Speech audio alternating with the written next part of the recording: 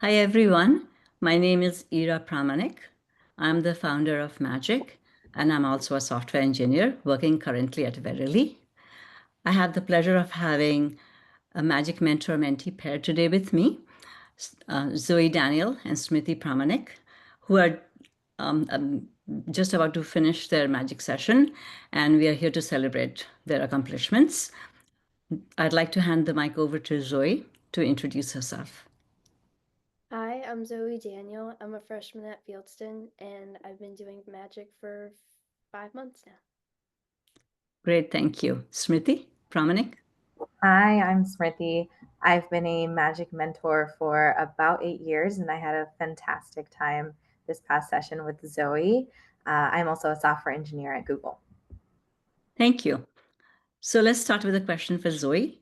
I have to say that I have looked at your slides a little bit, and I'm very impressed with the breadth and depth of work that you've done. To start us off, can you please give a short summary of your project?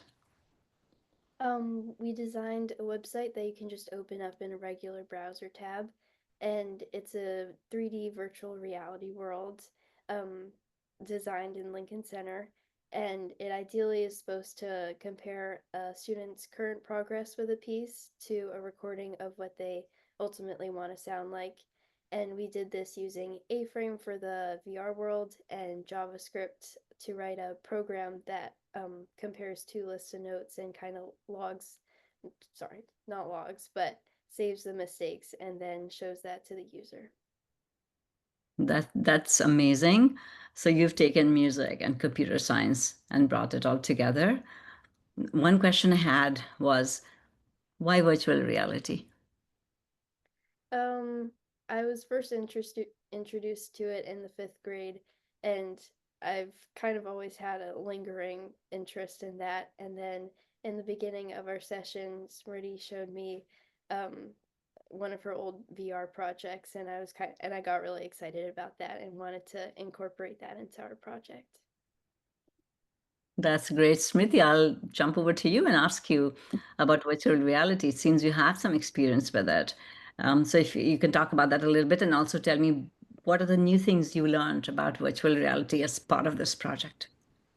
Yeah, of course. I did a couple group projects in college that were in the VR realm, and one of them was kind of like DJing, and it actually used this technology of web VR, which I liked because instead of having to learn a new programming language, especially if you're new to computer science, utilizing things like HTML, CSS can be a little bit more beginner friendly. So we were able to basically create a website that enables you to have an experience without a virtual reality headset and also develop on the web stack. So that's one of the things that I think I brought from my previous experiences in VR. But I learned a ton with Zoe. So A-Frame was something that was new to me. And it's a framework that you can essentially just write some HTML and build a VR world, which Zoe did a lot of cool things with that animation and characters and 3D objects. So I learned a lot on that front, I think. I see. Did you find anything challenging, Smriti? Yeah, I think I thought was going to be challenging was I think marrying all of these different components. So you mentioned it was CS and music, but we're also building a website, but it's also VR, and then we have this aspect of an underlying algorithm for, the music side of things. So I thought it was a challenge, but I think Zoe rose to the challenge of being able to both understand each of these elements kind of individually and then putting them together to create an experience that showcases all of them and also helps her learn all of them. So I think that you did a terrific job of that, Zoe, but I thought it was going to be more challenging than it was. Oh, nice. Zoe, tell me what were the top two challenges for you?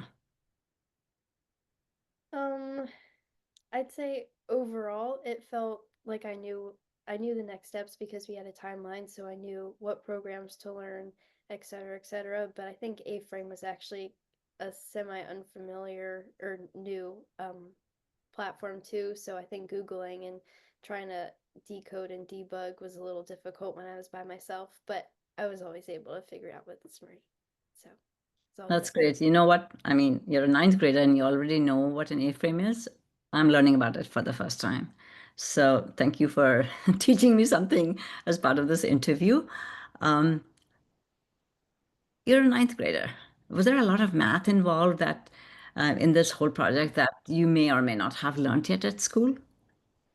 Um, I don't think so. I think in A-frame when we were doing positioning, we had to know about the axes and a little bit of Pythagorean theorem for to get everything the right space apart. But I think I was able to figure out, and it was mostly it was a lot of trial and error and plugging in random numbers. But I think I was able to figure it out in the end.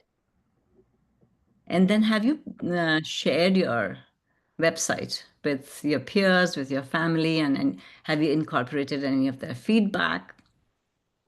Um, I have a couple times, and in the beginning, when I was still trying to figure out what project I wanted to do, I was doing, pros and con lists with my mom. But Nice. and over the course of this program, I've been showing my mom and dad the Code Academy lessons, so they've been a part of it too. But I think most of the feedback I've gotten was from Smriti. That's great to have more than just Smriti give you feedback because then you get a little more varied feedback and that helps you make the website better. Smriti, working with a ninth grader on something like VR, that sounds like quite a dream for a ninth grader, but sounds like a really challenging topic.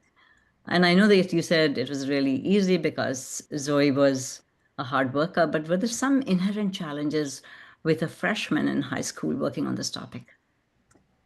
I think, yeah, kudos to Zoe, I think, for getting her brain around all of these different topics because they are challenging. I think the biggest thing that helped us was leaning on web VR so that we didn't have to go an entire world of Unity and other frameworks that I think, if you're unfamiliar with programming, would be hard. Um, but I think that I think what helped us is we called out what the risks and challenges were of the project up front. So we were very intentional about what kinds of milestones we wanted to reach. So we kind of split the project into we're going to learn web stuff first. And so Zoe actually built a website first on Gossip Girl, a shared interest we had, and then you put a lot of building blocks in place. And so I think that's what really helped us navigate those things. In the end, we were a little frantically integrating things, but I think it all worked out in the end. Yeah. That's very typical of any project, frantically integrating things in the end. I did see a project timeline on in your slides, so I'm very impressed that you're learning that skill from a pretty young age, Zoe. I wanted to uh, kind of wrap it up with one last question for both of you.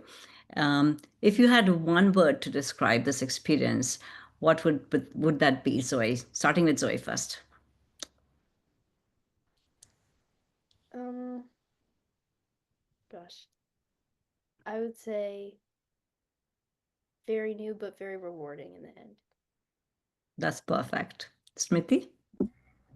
I was going to say inspired or inspiration just because I think seeing Zoe battle all of these new things and me having to get in there and learn along with her has been a great reminder to keep learning and challenging myself.